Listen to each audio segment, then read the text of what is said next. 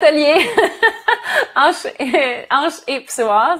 La première chose qu'on inclut, c'est le massage.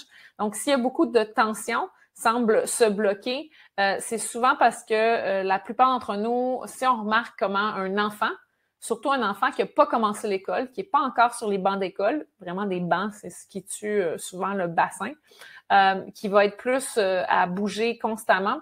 Si on faisait tous les mouvements d'un enfant de 0 à 1 an, on n'aurait aucun problème dans la santé au niveau biomécanique. Vraiment, là, naturellement, l'enfant sait déjà comment bouger. Donc, souvent, il y a des limitations qui se créent parce qu'on a constamment passé beaucoup de temps assis ou debout de façon fixe ou de mouvements répétitifs aussi. Si vous regardez le type de sport qu'on pratique en général, souvent, même dans les sports, on a tendance à avoir beaucoup de mouvements qui sont répétitifs. Même en yoga. Le yoga, c'est plus varié que d'autres sports, mais la pratique du yoga, il y a quand même, on est sur un tapis, on est unidirectionnel, donc il y a même certaines possibilités de bouger les hanches qui ne sont pas dans une pratique régulière de yoga. Et les ateliers vont éclairer là-dessus, puis là, ça va être facile de rajouter dans votre séquence de yoga si vous voulez aussi, ce genre de mouvement-là.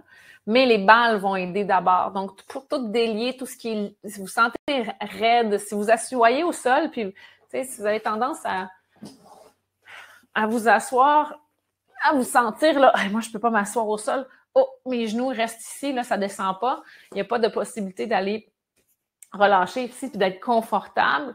Bien, tout ce qui est hanche et psoas va vous aider à délier tout ça puis à comprendre pourquoi c'est si limité dans votre position pour être capable d'être plus confortable. Donc, si vous pratiquez aussi la méditation ou des sports qui vous demandent d'être au sol, s'asseoir au sol, c'est une des meilleures choses que vous pouvez faire pour votre santé des hanches aussi.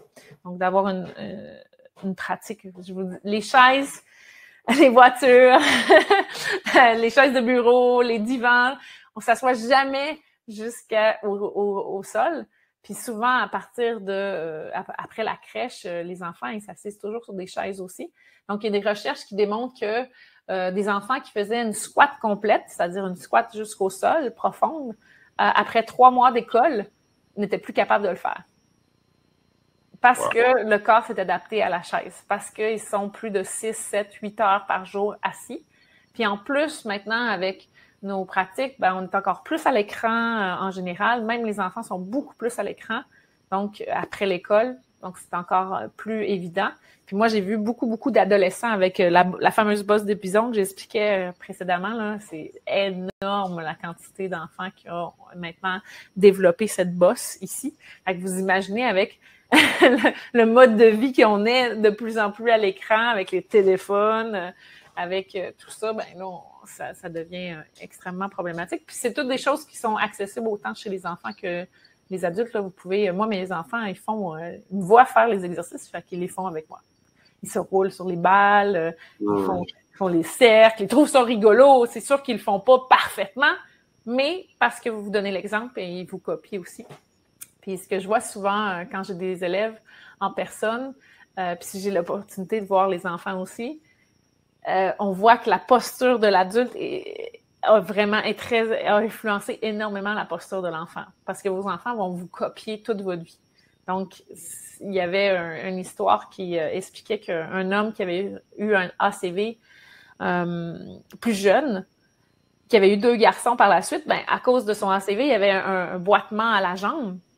Ces enfants qui n'avaient jamais eu aucun accident boitaient toutes les 2 à la même jambe, juste par le fait qu'ils étaient ensemble et que le patron de marche de leur père était affecté par ça. Donc, ils avaient le même, très semblable type de ralentissement avec la jambe pour se déplacer, puis il y avait moins de mobilité dans la hanche aussi. Donc, on est vraiment, on est des petits singes qui copient et qui copient énormément, pas seulement nos valeurs ou notre façon de parler, mais aussi notre façon d'être puis de bouger et notre posture.